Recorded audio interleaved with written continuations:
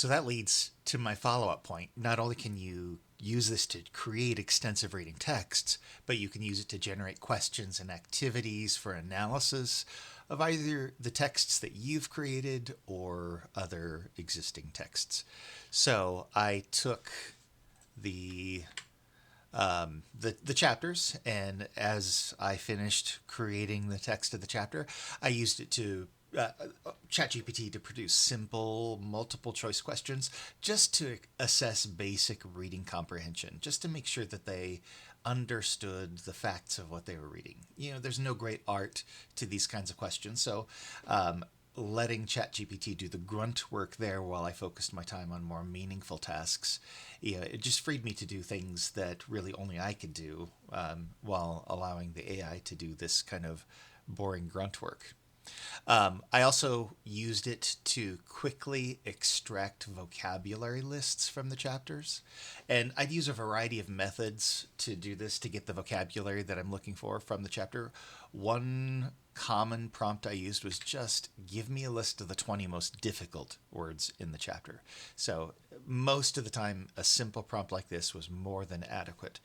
Sometimes you would find that it would give you words that, while difficult, are also exceedingly rare and not at all critical to the chapter and not terribly useful for the students to spend time learning and memorizing. So sometimes I would refine the prompt with this: give me a list of words from the chapter 20. Of course, you could do any number. Choose the words based on difficulty and importance. So words with high difficulty and high importance should take priority. That would weed out some of those rare, little used words that weren't critical to the text and they weren't critical to the students' vocabulary development at this point. One really amazing thing, though, that I found that ChatGPT could do is this. ChatGPT has been trained on different bodies of data, and sometimes it has access to that original data, and sometimes it doesn't. But one piece of data that I found, at least in 2024, that it had access to was the new General Service word list. If you don't know, it's just a statistical compilation of the 3,000, I think, most frequent words in ordinary everyday English, not specifically academic English. They have an academic version, the NAWL, New Academic Word List, that focuses on academic texts. I'm going to say, if you know these 3,000 words from the new General Service List, you're able to access something like 85-90% of texts in the English language. So it's a really nice list. So I asked it to cross-reference the vocabulary in my text with the new General Service List and give me any words that don't appear in the top 1,000. I'm trying to remember. I don't know if it was top 1,000 or top 500 words on the list. So weeding out things like articles, prepositions, basic verbs, getting at the things that my students probably don't know, and it would give me a list of those words. You can even ask it to give you the text back with those words highlighted.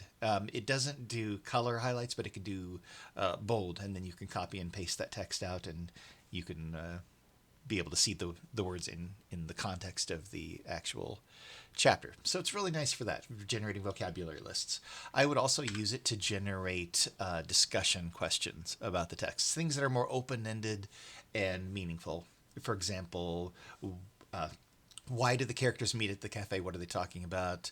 Why was this particular character important? So not just a simple circle A, B, C, or D to check factual understanding, but things that kind of progress in difficulty and get the students thinking about the text. And then I also asked it to generate personal connection questions, so that would cause them to think about the ideas of the text and how that might relate to their own personal experience.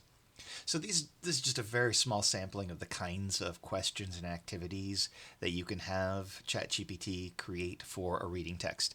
And you don't have to use it to create questions for texts that you have created. You can have it work with existing texts. If you're using a phone app, you can take a picture of a text and it will convert that to text, read it, analyze it, and be able to generate these kinds of questions for you.